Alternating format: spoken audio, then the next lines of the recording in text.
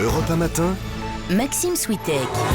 C'est Vu du Net avec Maude Descamps. Bonjour Maude. Bonjour Maxime. Maude, on le voit tous les jours dans cette chronique, le web est capable du pire comme du meilleur. Il est aussi capable parfois de faire émerger des phénomènes totalement déroutants. Et ce matin, on va justement s'attarder sur une mode qui fait le buzz depuis quelques semaines maintenant, le unicorning. Oui, le unicorning, dérivé du mot anglais unicorn, qui signifie licorne. Alors depuis quelques semaines, c'est la nouvelle tendance sur les réseaux sociaux. On se prend en photo avec un masque de licorne sur la tête et on la publie sur le web. Plus le cliché est pris dans un contexte décalé, plus c'est drôle. Alors je vous en ai sélectionné quelques-uns évidemment. Si vous nous suivez en vidéo sur europe1.fr, vous avez même le droit de voir les photos en bonus. Certains se photographient donc avec une tête de licorne au travail, comme ce serveur derrière son comptoir, ou alors en train de jouer au golf ou encore au cinéma. On a bien saisi le concept, mais pardon de poser la question, ça sert à quoi ? À rien, mais alors Ah, c'est strictement à rien. C'est ce qu'on appelle sur le web un mème. Un mème, c'est quoi ? C'est un élément ou un phénomène qui est repris, imité et décliné en masse par les internautes et toujours avec humour. Une sorte de cyberblague.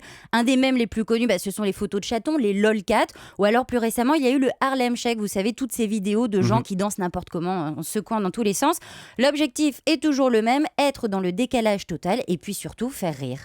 Est-ce qu'on sait comment ces phénomènes naissent ? Non, pas vraiment, c'est juste qu'à un moment, il va y avoir une photo ou une vidéo qui va focaliser l'attention des internautes. Ils se l'approprient, la modifient ou la copient et puis la rediffusent sur le web. Alors pour ce qui est du unicorning, on a trouvé d'où ça vient. Le phénomène traîne sur le web depuis l'automne 2012. C'est en fait une productrice de films américaine qui s'est prise en photo avec ses amis. Ils avaient tous un masque de licorne sur la tête et ils ont posté tout ça sur Internet pour s'amuser.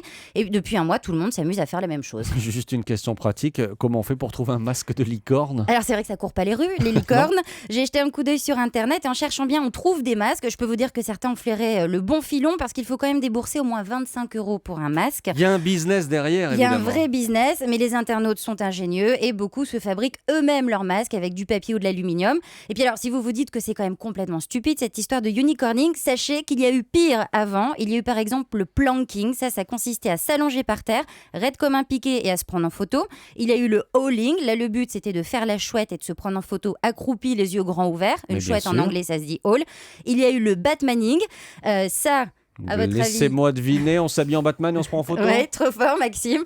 Et puis un dernier pour la route, le milking. Ça consiste à se verser du lait sur la tête dans un lieu public et à se photographier. Tout ça, c'est très bête, ça sert à rien, mais il faut reconnaître que souvent c'est très drôle. J'ai une citation pour vous. L'imagination n'est fertile que lorsqu'elle est futile. C'est Nabokov qui disait ça. Merci Maude Descamps, c'était Vu du Net sur Europe 1.